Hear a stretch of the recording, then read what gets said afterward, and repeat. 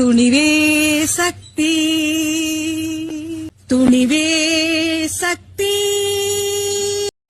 Hello subscribers, இந்த வீடியோவில் நம்ம எதை பற்றி பார்க்க போகிறோம்னா, இந்த பொங்கலுக்கு ரிலீஸ் ஆகியிருக்கிற பராசக்தி படத்தை பற்றி தான் இந்த வீடியோவில் நம்ம இன்றைக்கி பார்க்க போகிறோம்.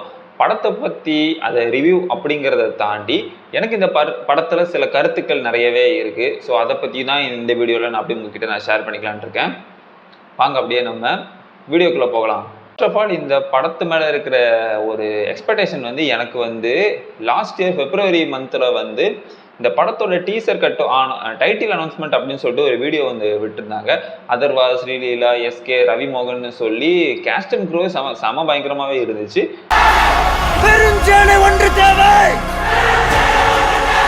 படத்தோட பேர் பராசக்திங்கிறதே செம ஹைப் எனக்கு ரொம்பவே இருந்துச்சு.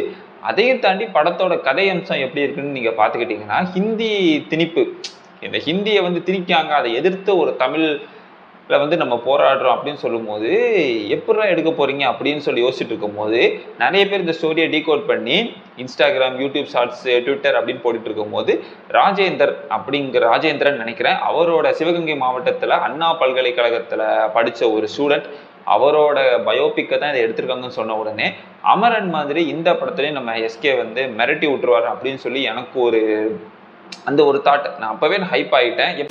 செந்தமிழை காக்க பெரும் சேனை ஒன்று உண்டு. படம் அந்த படம் ரிலீஸ் பண்ண போகிறாங்க. தென் இந்த படம் வந்து எஸ்கேவோட 25th மூவி அப்படின்னு சொல்லிட்டு இருந்தாங்க. நான் 25th மூவி வந்து வெங்கட் பிரபுவோட ஒரு படம் வருது அதுதான் நினச்சேன். தென் இந்த படம் 25ட்டாங்க. சரி, ஓகே, அது நமக்கு ப்ராப்ளம் இல்லை. ஸோ இந்த படம் தென் எப்போ வரும்னு யோசிச்சுட்டு இருக்கும்போது பொங்கல் வருது. ஸோ பொங்கல் அப்போ வந்து ஒரு படம் வந்து வருது, அதோட கிளாஸ் விட்றாங்க அப்படி இப்படின்னு சொன்னாங்க. தென் அது நம்ம அப்புறம் பார்க்கலாம். தென் இந்த படத்தை பற்றி பார்க்கும்போது ஃபஸ்ட்டு இந்த படத்தோட ஹீரோ எஸ்கே வந்து செமைய பெர்ஃபார்மன்ஸ் எனக்கு பண்ணியிருந்தாரு. எனக்கு ரொம்பவே பிடிச்சிருந்துச்சு. முக்கியமாக ஒரு 3 சீன். அது என்னதுன்னா, அதர்வா வந்து இந்த படத்தில் வந்து ஒரு சீனில் வந்து டெத் ஆயிடுவார். ஸோ போலீஸ்காரங்கிட்ட துப்பாக்கியால் சுடாதீங்கன்னு சொல்லிட்டு இவர் சைக்கிளே ட்ராவல் பண்ணிட்டு போயிட்டு அங்கே வந்து ரொம்ப மாதிரி ஒரு சஃபர் ஆகிற ஒரு மூமெண்ட்டில் பண்ணுவார். அது சூப்பராகவே இருந்துச்சு. தென் ட்ரெயினில் வந்து ஒரு பெர்சனை மீட் பண்ணும்போது அவர் பெண்ணு வந்து கீழே விழுந்துடும். ஸோ அந்த பெண் வந்து அண்ணா என்கிட்ட கொடுத்தாருன்னு சொல்லிட்டு ஒரு பெண்ணை கொடுத்து அதுக்கப்புறம் அவர் வந்து ஏதோ ஒரு, நான் ஓப்பனாக நான் ஸ்பாயில் பண்ணலை, பட் இதுவுமே ஒரு சின்ன ஸ்பாயில் தான். ஸோ அது வந்து இந்த சீன் எனக்கு ரொம்பவே பிடிச்சிருந்துச்சு. பட் இன்னொரு பர்சனலாக எனக்கு ரொம்பவே பிடிச்ச சீன், பார்க்க அழகாக சூப்பராகவே எடுத்திருந்தாங்கன்னா என்ன சொல்லலாம்னா, அந்த அதர்வா வந்து ஒரு விஷயம் ஒன்று பண்ணிடுவார். ஸோ அது வந்து எஸ்கே வந்து ஏன்டா நீ எரிச்சன்னு சொல்லி 2 பேரும் சண்டை போட்டுக்கிட்டு ஒன்று பண்ணுவாங்க ஒரு ரோட்டில். அது அண்ணன் தம்பி சண்டைங்கிறது பார்க்குறதுக்கு ரொம்ப பியூட்டிஃபுல்லாகவே இருக்கும். அந்த சீன் கம்ப்ளீட்டாக அது முடிஞ்சு போகும்போது அது வந்து பார்க்கறதுக்கு ரொம்பவே பிடிச்சிருந்துச்சு. ஓவராலாக எஸ்கேனாவோட ஆக்டிங் எனக்கு ரொம்பவே பிடிச்சிருந்துச்சு. எப்படின்னு சொல்லணும்னா, அமரனுக்கு கீழே மாவீரனுக்கு மேலே அப்படிங்கிற மாதிரி எனக்கு ரொம்பவே பிடிச்சிருந்துச்சு. தென் படத்தில் நடித்த ஹீரோயின் ஸ்ரீலீலா, அவங்களோட தமிழ் டெபியூட், பட் அவங்களுமே சூப்பராகவே பண்ணியிருந்தாங்க.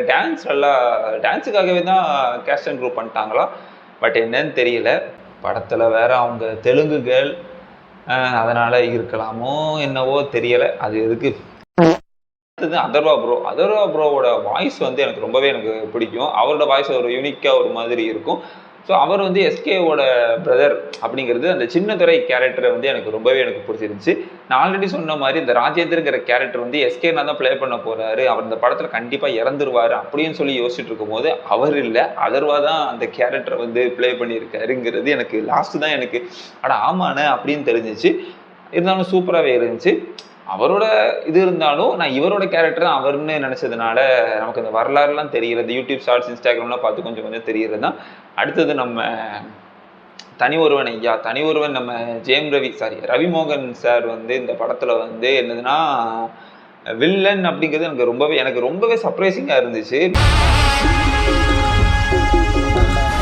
பிகாஸ் எனக்கு இந்த படம் ஆதி பகவானில் வந்து கொஞ்சம் அந்த டிரான்ஸ்ஜெண்டர் அந்த மாதிரி ஒரு அப்படிதான் நினைக்கிறேன், அந்த ஒரு வைபில் பகவானை வந்து மிரட்டி விட்டுருப்பாரு. இந்த படத்தில் என்ன பண்ண போகிறாரு அப்படிங்கிறப்போ ஃபர்ஸ்ட் ஹாஃபில் பார்க்கும்போது இவருக்கு வந்து டைலாகே இருக்காது, பட் எக்ஸ்பிரஷன்லேயே மனுஷன் தூக்கி சாப்பிட்ருப்பாப்புல, அது வந்து சூப்பராகவே இருந்துச்சு. ஸோ அவரோட அந்த செய்கை எல்லாமே எனக்கு வந்து சூப்பராகவே இருந்துச்சு. யாருமே குறை சொல்ல மாதிரிலாம் இல்லை. என்ன இவரோட மோட்டிவ் தான் என்னங்கிறது எனக்கு சுத்தமாக தெரியல. ஹிந்தி திணிப்புக்காக படம் வந்து போகுது, பட் ரவிமோகன் வந்து தமிழ் பேசுகிறாரு. அப்பா தமிழ்காரு எனக்கு அது வந்து ஒரு ஜென்ரல் ஆடியன்ஸாக பார்க்கும்போது எனக்கு வந்து கொஞ்சம் கன்ஃபியூஷனாகவே இருந்துச்சு. தென் படத்தில் நடித்த மற்ற கேஸ்ட் அண்ட் க்ரூஸ் எல்லாமே சூப்பராகவே பண்ணியிருந்தாங்க. எனக்கு இவங்களையும் தாண்டி எனக்கு வந்து அண்ணா கேரக்டர் எனக்கு ரொம்பவே பிடிச்சிருந்துச்சு. அது வந்து சேட்டன் அவங்கள வந்து கேஸ்டிங் பண்ணது வந்து பெர்ஃபெக்ட்டு. அந்த பல்லு, அந்த ஹேர் ஸ்டைலு, ஒரு சீன்லாம் செம கூஸ்பாம்ஸாக இருந்துச்சு. அண்ணா வந்து முதலமைச்சர் ஆயிடுவார். அவரோட ஐகானிக் ஸ்டைல் என்னதுன்னா துண்டை இப்படி ஒரு மாதிரி ஒரு ஸ்டைலாக ஓடுவார். ஸோ அதை அப்படியே செமையாக அதை கேப்சர் பண்ணியிருந்தாங்க. எனக்கு ரொம்பவே பிடிச்சிருந்துச்சு. ஸோ இந்த படத்தில் சில அழகான மூமெண்ட்ஸ் நிறையவே இருக்குது. தென் ஜீவினாவோட 100 மூவி. ஸோ சூரரை போட்டுற மாதிரி இருந்துச்சா அப்படின்னு கேட்டால் இல்லை. ஆனால் படத்தில் பிஜிஎம் சூப்பராக இருந்துச்சான்னு கேட்டால் வேறு லெவலில் இருந்துச்சு அப்படின்னு சொல்லலாம். ஸோ இவங்களோட ஆக்டிங் வைஸாக இருக்கட்டும், கேஸ்டிங் வைஸாக இருக்கட்டும், படத்தோட ஸ்டோரி அப்படிங்கிறது எல்லாமே சூப்பராகவே இருந்துச்சு. தென் இந்த படத்தில் சில ஃப்ளாஸ் அப்படின்னு பார்த்தோன்னா, இன்டர்வலுக்கு அப்புறம் சாங் வரும், அப்புறம் அங்கங்கே கட் பண்ணிட்டானுங்க. தென் இதுலேயுமே சிபிஎஃப்சி பூந்து விளாண்டுருக்கான்னு தான் நான் வந்து சொல்லுவேன்.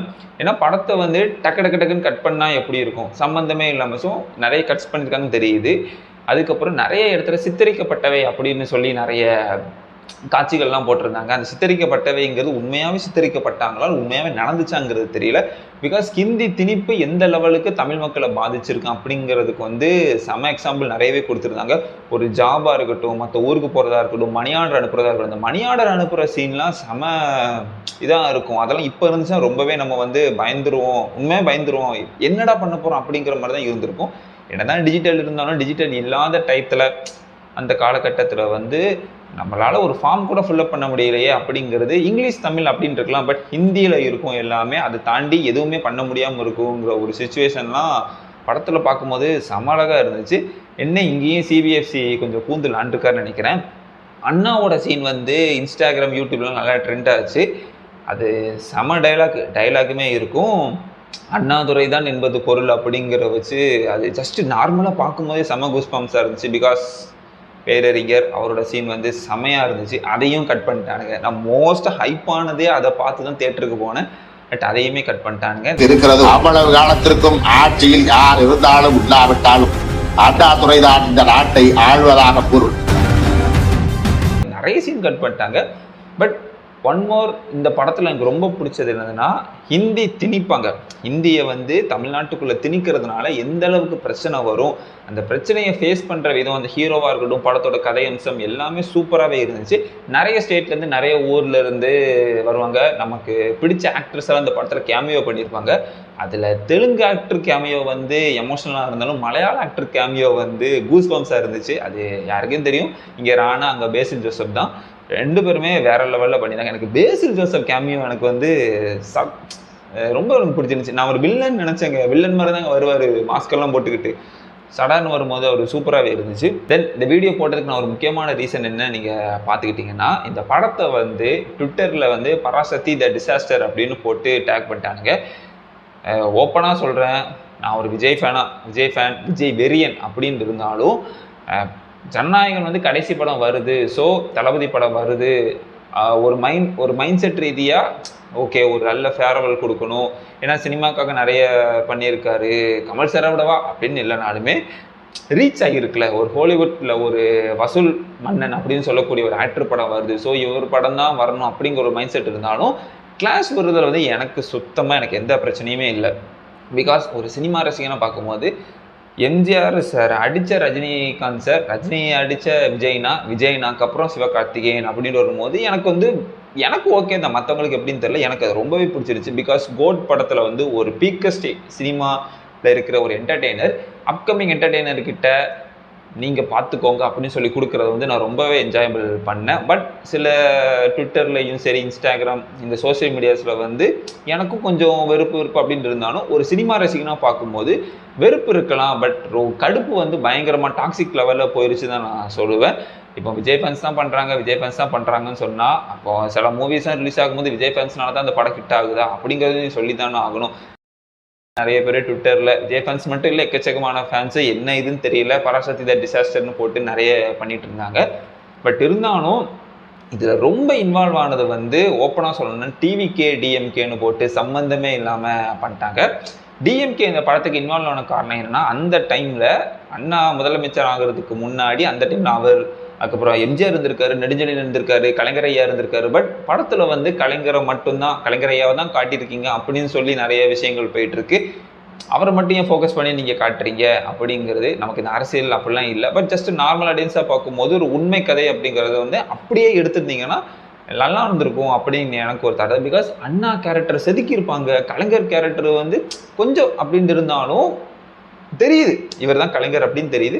அதே மாதிரி எம்ஜிஆரையும் நம்ம காமிச்சிருந்தோம்னா அந்த செட்டப்பில் சூப்பராக இருந்திருக்கும். தென் சிபிஎஃப்சி இந்த படத்தில் பூந்து லாண்டிருக்காங்கிறது பச்சையாக தெரியுது. நிறைய சீனை கட் பண்ணிட்டாங்க. அதனாலே படம் வந்து ஒரு இதே இல்லாமல் போயிருச்சு. பயங்கரமான படம் அப்படின்ட்டு இல்லை, இது குப்பை படம் சொல்கிற அளவுக்கு இவனுங்க சொல்கிற மாதிரிலாம் இல்லை. ஒரு சூப்பர் ஹிட்டான மூவி. உண்மையாகவே ஹிட் தாங்க. அப்புறம் ரொம்பவே எனக்கு பிடிச்சிருந்துச்சு. ஃபர்ஸ்ட் ஹாஃப் தான் கொஞ்சம் அப்படின்னு போனாலும் செகண்ட் ஹாஃபில் வந்து அந்த கதைக்குள்ளே அப்படியே போயிட்டாங்க. இதெல்லாம் நல்லாவே இருந்துச்சு.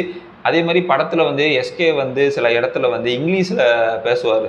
இந்திரா காந்தி அவங்க கிட்ட வந்து இங்கிலீஷில் பேசுகிற சீனை வந்து நீங்கள் அப்படியே வச்சுருக்கலாம். அது தமிழில் சப்டைட்டில் போட்டது எனக்கு பிடிக்கவே இல்லை. ஒரு எக்ஸாம்பிளுக்கு சொல்லணும்னா சிங்கம் 2 படத்தில் 10 ரூல்ஸ்னு சொல்லி சூர்யா சார் வந்து இங்கிலீஷில் பேசுவார். அது வந்து 2-3 ரூல் வந்து அப்படியே வரும், அதுக்கப்புறம் பிஜிஎம் ரோல் ஆகும். ஸோ இதையும் அதே மாதிரியே பண்ணியிருக்கலாம். பட் இங்கிலீஷில் தான் பேசியிருக்காரு. பட் ஆடியன்ஸ்க்கு புரியணுங்கிறதுக்காக தமிழ்ல பண்ணியிருக்காங்க.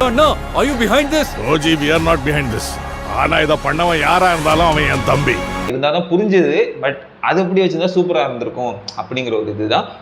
ஓவராலா இந்த படம் வந்து சம படம். தேவையில்லாம அரசியல் உள்ள வச்சு அப்படி இப்படின்னு பண்ணி நிறைய விஷயங்கள் வந்து குழப்படி போட்டு ரொம்பவே பண்ணிட்டாங்க.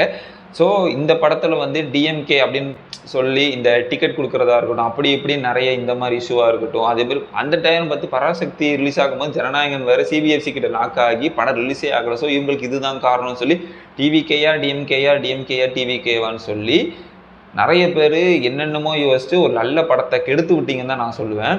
நான் இந்த படம் ஓகே சுமாராக தான் இருக்கும் போல. பட் இருந்தாலும் எனக்கு வந்து ஃபேவரட் ஹீரோவோட தம்பியாக நடித்த Atharvaa, villain character, heroine, music டேரக்டர்னு சொல்லி பிடிச்ச மொத்த கேஸ்ட் அண்ட் க்ரூமே எனக்கு ரொம்ப ஃபேவரட் அப்படின்னு சொல்லிட்டு தான் படத்தை பார்த்தேன். இவனுங்க சொல்கிற மாதிரி ஒன்றுமே இல்லையே, படம் அருமையாக இருக்கேடா அப்படிங்கிற மாதிரி தான் இருந்துச்சு. பட் சம்மந்தமே இல்லாமல் இந்த படத்தை இது பண்ணிட்டாங்க. சினிமாவில் அரசியல் பேசும்போது எந்த அளவுக்கு நம்ம என்ஜாய் பண்ணுவோம், அதே அரசியலை வச்சு சினிமா பண்ணும்போது ஒரு சினிமா ரசிகனா எனக்கு சுத்தமாகவே பிடிக்கல. என்ன பண்ணுறது, சுத்தமாகவே எனக்கு பிடிக்கல. கடைசியில் அந்த பாலிடிக்ஸ் வந்து சினிமாக்குள்ளேயும் இன்வால்வ் ஆனது தான் ரொம்ப ஒஸ்ட்டுன்னு சொல்லலை. பண்ணுறாங்களா இல்லையாங்கிறது ப்ரூஃபெல்லாம் எனக்கு இல்லை. பட் அப்படி தான் பண்ணுறாங்கன்னு சொல்லி பண்ணிட்டாங்க. நம்ம எல்லாருமே சின்ன பிள்ளையிலையும் சரி அப்பவும் சரி அஜித், விஜய், விக்ரம், சூர்யா, தனுஷ், சிம்பு அப்படின்னு போட்டு சண்டை போட்டப்போ எல்லாம் பண்ணியிருப்போம். பட் தமிழ் சினிமாவில் இன்னும் அது கண்டினியூ ஆகிட்டு இருக்கிறது தான் ரொம்ப குப்பையாக இருக்குது. தளபதி ரிட்டையர் ஆக போகிறாருன்னு சொன்னாலுமே நிறைய பேர் பண்ணுறாங்க. அஜித் சார் இப்படி பண்ணால் அவரையும் இப்படி இதான் இப்போது அப்கமிங் வந்து ஒரு சூப்பர் அந்த இதுக்குள்ளே வந்துகிட்டு இருக்கிற எஸ்கேவும் போட்டு அடிக்காங்க. ட்ரோல் பண்ணலாம், கிண்டல் பண்ணலாம், சும்மா ஃபன்னுக்கு ஏதாவது போயிடலாம். பட் அப்யூஸ் பண்ணுறானுங்க. அப்யூஸ் பண்ணுறது வந்து ரொம்ப டாக்ஸிக்காக இருக்குது. படத்தை டிசாஸ்டர்னு போட்டு நல்ல படத்தை எடுத்து விட்டாங்க. பட் இந்த படம் வந்து அப்படியே ஹிஸ்ட்ரியாகிறது எடுக்க சில கற்பனைகள் நிறைய சீன் வச்சுருக்காங்க. பட் சிபிஎஃப்சியும் சில வேலைகள் பார்த்து விட்டா இவங்களும் அது நீட்டாக ப்ராப்பராக எடுக்கலை அப்படிங்கிறத நான் நினைக்கிறேன். ஏன்னா சில இமேஜஸ் சில வீடியோஸ்லாம் பார்க்கும்போது பெர்ஃபெக்டாக அப்படியே எடுக்கலை, கொஞ்சம் ஏதோ பண்ணியிருக்காங்க. இப்படி யோசிக்கும் போது ஒரு ஜென்ரல் ஆடியன்ஸை காமனாக எப்படி யோசிக்க தோணுதுன்னா உண்மையாகவே பாலிடிக்ஸ்க்காக தான் அதை பண்ணாங்களோ, இது பண்ணதுனால பாலிடிக்ஸ் ஆச்சாங்கிறது ரொம்பவே குழப்பமாக போயிடுச்சு. பட் இனிமே இந்த மாதிரி ஒரு டாக்ஸிக்கான பிஹேவியரை நம்ம பண்ணி நல்ல படத்தை கெடுத்து விட வேண்டாம். அப்புறம் கொஞ்ச நாள் கழிச்சுக்கிட்டு ஐயோ காவியத்தை கெடுத்துட்டோமே, ஒரு ஓவியத்தை நசுக்கிட்டோமே, இவங்க இப்படிலாம் நம்ம சொல்லி நம்ம வருத்தப்பட்டு இருக்கோம். உதாரணம் 1000ல் ஒருவன் நல்ல படத்தை கெடுத்து விட்டாச்சு, அப்படி போயிட்டுருக்கு. ஸோ அதனால் எந்த சோசியல் மீடியாலையும் ஒரு படம் வர்றதுக்கு முன்னாடி இந்த மாதிரிலாம் நெகட்டிவிட்டி ஸ்ப்ரெட் பண்ண வேண்டாம். ஸோ இது வந்து நமக்கு ரிட்டர்ன் ஆகும். அப்புறம் தமிழ் சினிமாவில் எந்த படமே ஓடாது, எல்லாமே குப்பையாக தான் அமையும்.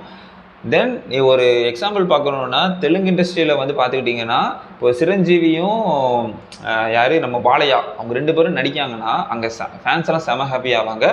அல்லு அர்ஜுனும் மகேஷ் பாபுவும் நடிக்காங்கன்னா செம ஹாப்பி ஆவாங்க. பட் இங்கே தலையும் தளபதி நடிக்காங்கன்னா எந்த அளவுக்கு ஹாப்பி ஆகலாம் அந்த லெவலுக்கு யாருக்கு ஃபஸ்ட்டு டைட்டில் கார்டு வருது பார்ப்போமாங்கிறதே ஒரு டாக்ஸிக் ஆயிரும். ஸோ அதனாலேயே ஒரு காம்போஸ்லாம் நம்ம நிறைய மிஸ் பண்ணிட்டோன்னே சொல்லுவேன். இந்த வீடியோ என்னதான் நிறைய நான் பேசியிருந்தாலும் இந்த வீடியோ போட முக்கியமான காரணம் என்னென்னா, ஒரு படம் வர்றதுக்கு முன்னாடியே அரசியல் ரீதியாக உங்களுக்கு அரசியல் புரிதல் இல்லை, அரசியல் தெரியல அப்படின்னா தயவு செஞ்சு பேசாதீங்க. பேசி அதை வந்து ஸ்ப்ரெட் பண்ணிடவே பண்ணிடாதீங்க. இன்னொன்று அந்த அரசியல் வந்து படம் வரைக்கும் வந்து ஒரு படத்தை கெடுத்துடுற லெவலுக்கு ரொம்பவே நம்ம மட்டமாக நம்ம பண்ணிக்கிட்டு இருக்கோம்.